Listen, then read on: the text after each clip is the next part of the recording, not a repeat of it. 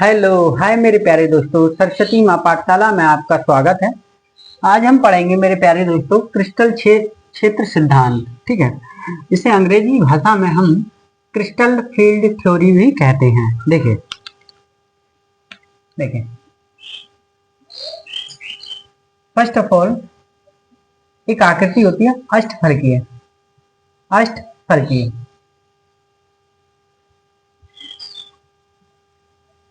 ठीक है, देखिए अष्टफलकीय में आप जानते हैं कि पहला ऑर्बिट कौन सा आता है। पहला ऑर्बिट आता है डी ऑर्बिट। ठीक है, पहला ऑर्बिट आता है डी, ये अच्छी तरह से आप जानते हैं।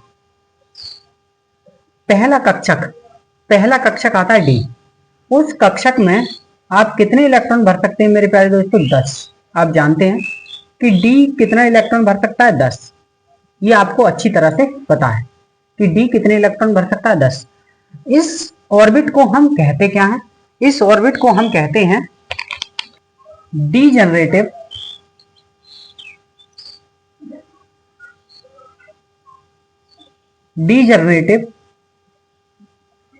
D orbital.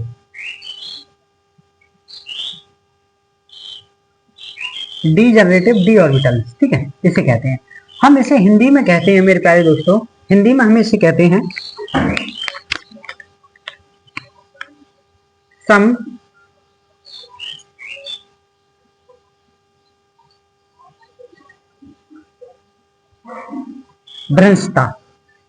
समभ्रंशता। इसे हम हिंदी में कहते हैं समभ्रंशता। ठीक है, आपको ये तो मालूम होगा कि डी ऑर्बिट में, ये डी ऑर्बिट है, डी ऑर्बिट में 5 कक्षक होते हैं। 5 कक्षक में एक कक्षक में 2 इलेक्ट्रॉन भरे जाते हैं, पर इन सभी कक्षकों का नाम पता है आपको? नहीं पता होगा। ठीक है, देखिए पहले कक्षक का नाम होता है, इस कक्षक का नाम होता है डी एक्स वाई।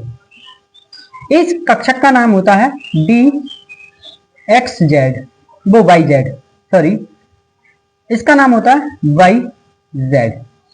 और इस कक्षक का नाम होता है डी जेड एक्स। ठीक है, इस कक्षक का नाम होता है मेरे प्यारे दोस्तों D X square minus Y square.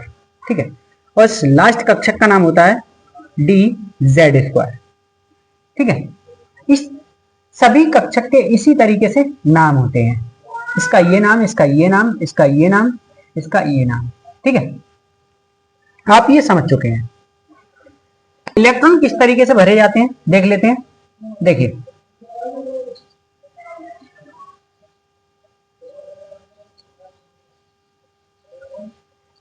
ये हमारा एक्स एक्सिस है और ये हमारा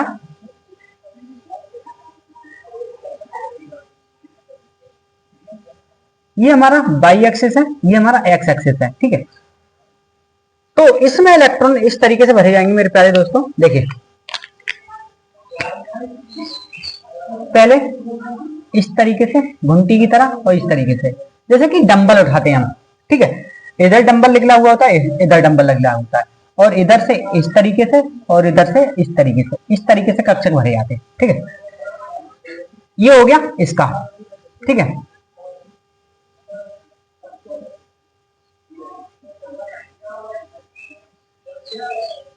ठीक है, इसे हम क्या बोलते हैं? जेड एक्स, और इसे बोलते हैं जेड वाई, सॉरी, इसे जेड वाई, इसे जेड एक्स, इस तरीके से। ठीक है, ये बोलते हैं।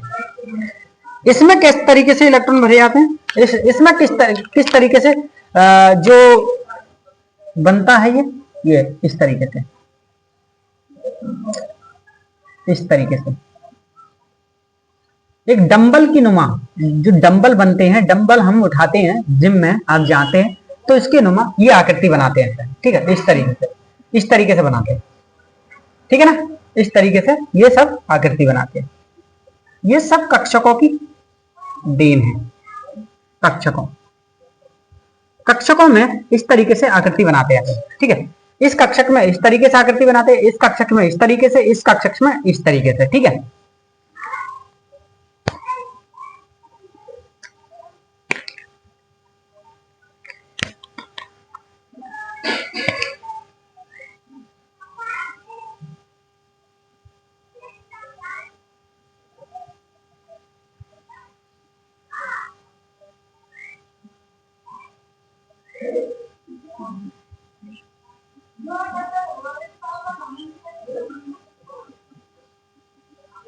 ठीक है, और भी है, देखिए आगे।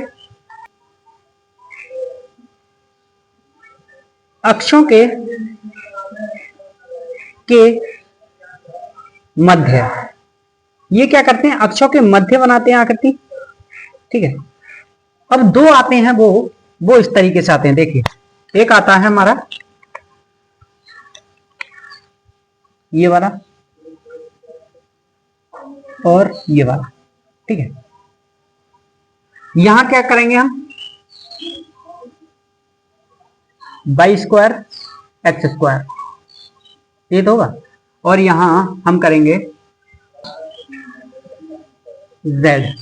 ठीक है, इसको नहीं लगाते हैं, ये किसका और बेटा, D X square minus Y square का। ठीक है, और डी जेड स्क्वायर का। ठीक है, तो ये आकृति मतलब ये बनाते हैं अक्षकों पर इस तरीके से, इस तरीके से। ठीक है, इस तरीके से। सही, और ये क्या करते हैं, इस तरीके से बना करके यहां गोला कर देते हैं, यहां इस तरीके से बांध देते हैं। ठीक है, तो ये आकृति हुई हमारी,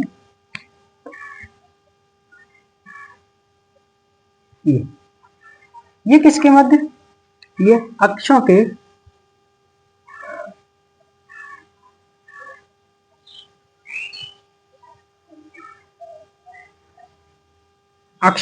पर। ठीक है, ये इस तरीके की आकृति बनाते हैं अक्षों पर। तो आपको पता चल गया होगा कि ये 5 ऑर्बिट हैं, किस तरीके से अपने अंदर कार्य करते हैं, इस तरीके से कार्य करते हैं। ठीक है, डी जेड स्क्वायर वाला, X square minus Y square वाला, और ये सब ये वाले सेम। ठीक है, ये अक्षकों के मध्य बनाते हैं स्ट्रक्चर, और ये अक्षकों के ऊपर बनाते हैं, अक्षकों के ऊपर बनाते हैं। ठीक है, ये आपको अच्छे समझ में आ चुका होगा। क्या होता है, अष्टफलकीय संकुल।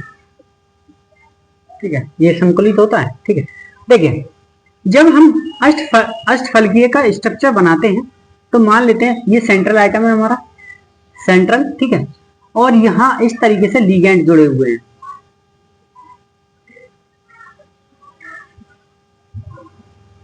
यहां पर एल है, यहां एल है, यहां एल है, और यहां एल है। ठीक है,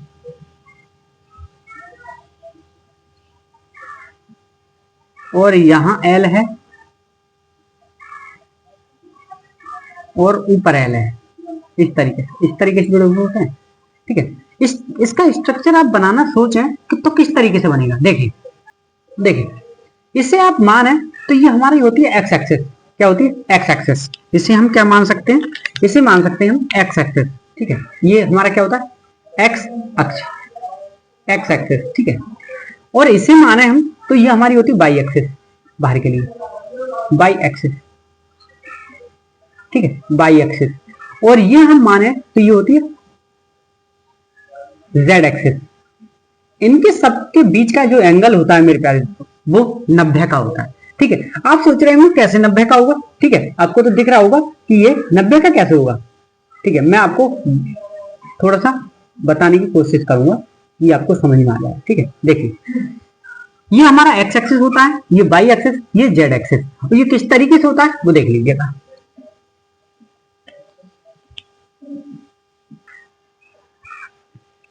देखिए, ये आपका रजिस्टर है। ठीक है, इस रजिस्टर की मदद से मैं आपको बताऊंगा कि किस तरीके से सबके बीच में जो एंगल बन रहा है वो 90 का बन रहा है। ठीक है, देखिए, मान लीजिए हमारा सेंट्रल आइटम जो एम है वो यहां रखा हुआ है बीच में। ठीक है, सेंट्रल आइटम बीच में रखा हुआ है, लिगेंड यहां है, यहां है, यहां है, यहां है। ठीक है, मान लेते हैं ये एक्स एक्सिस है हमारा, ये क्या एक्स एक्सिस, ये वाला क्या एक्स एक्सिस, ठीक है, और ये हमारा वाई एक्सिस है, ठीक है। तो आपको पता है कि जो डायगोनल बनते हैं उन दोनों के बीच का जो एंगल होता है वो तो 90 का होता है। आपको ये तो पता होगा कि जो इन दोनों के जो बीच का एंगल होगा वो 90 का होता है, ठीक है। एक्स एक्सिस और वाई एक्सिस के जो बीच का एंगल होता है 90 का होता है। आप इस तरीके से पढ़ चुके हैं, ठीक है। इन दोनों के बीच का जो एंगल होगा 90 का होगा, जो एक्स एक्सिस है ये वाई एक्सिस है। उसी तरीके से आप ऐसे देखेंगे जब इस तरीके से डायगोनल ये डायगोनल खींचेंगे, ये और ये डायगोनल खींचेंगे, ठीक है, तो इन दोनों के जो बीच का एंगल होगा वो 90 का होगा। आप तो जानते हैं, ठीक है। अब देखिएगा कि उसी तरीके से एक नीचे हमारा लिगेंड, एक नीचे की साइड में, ठीक है, और एक ऊपर की साइड में, ठीक है। तो आप देख लीजिए कि जो लिगेंड सेंट्रल आइटम के जो बीच में एंगल बन रहा है लिगेंड का, जो जेड एक्सिस है हमारा, जो जेड एक्सिस है ऊपर वाला जेड एक्सिस है, ऊपर वाला जेड एक्सिस है, ठीक है, उसके बीच में और लिगेंड के बीच में जो एंगल बन रहा है वो 90 का बन रहा है। एंगल क्या बन रहा है? 90 का, ठीक है। तो इसी चक्कर में ये हमारा एक्स एक्सिस मान लिया हमने, ये वाई एक्सिस, ये जेड एक्सिस, और आपको पता चल गया कि सबके जो बीच में एंगल होता है वो 90 अंश का होता है, 90 का कोण होता है, ठीक है। आपको यहां तक समझ में आ चुका होगा। ये हमारी आकृति कौन सी है? ये हमारी आकृति अष्टफल की है।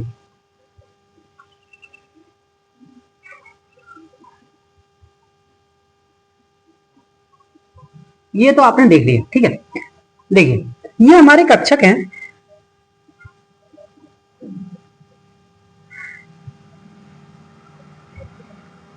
मान लेते हैं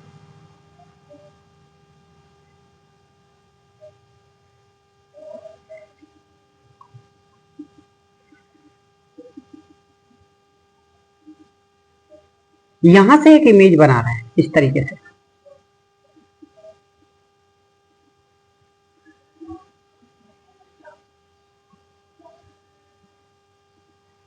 ठीक है, इस तरीके से इमेज बना। तो जो शुरू के 3 कक्षक है हमारे, शुरू के 3 कक्षक हैं ये वाले, ये, ठीक है, ये क्या करते हैं,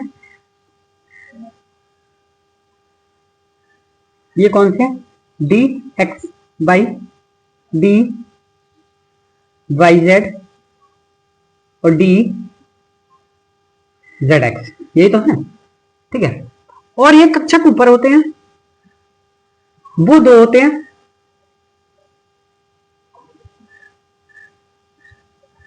ये होते हैं हमारे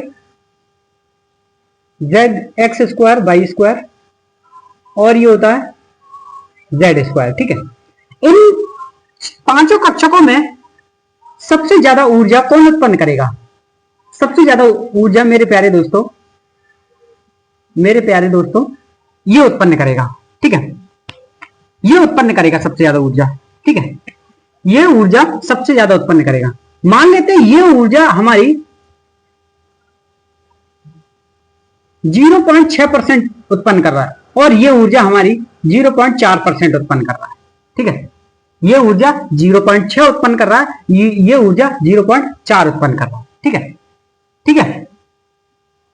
ये कक्षक डी नीचे वाले 0.4 और 0.6, इतना अंतर होता है इन दोनों में ऊर्जा उत्पन्न करने में, ठीक है। तो ये कितनी ऊर्जा उत्पन्न कर रहा है? 0.6 डेल्टा नॉट, और ये कितनी उत्पन्न कर रहा है? 0.4 डेल्टा 0, ठीक है। हम इसे इस तरीके से लिख सकते हैं, 3/5 डेल्टा उत्पन्न कर रहा है ये, ठीक है, 0, और ये 2/5 और ये 3/5 उत्पन्न कर रहा है, डेल्टा इस तरीके से उत्पन्न कर रहा है।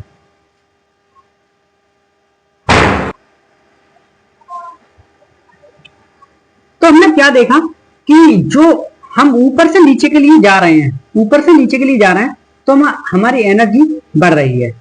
हमारा जो ऊपर वाला कक्षक है D X square minus Y square और डी जेड स्क्वायर वाला 0.6 एनर्जी उत्पन्न कर रहा है, और ये वाला 0.4 डेल्टा एनर्जी उत्पन्न कर रहा है, डेल्टा नॉट एनर्जी उत्पन्न कर रहा है, ठीक है।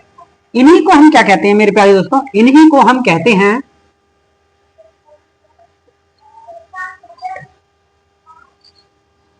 क्रिस्टल क्षेत्र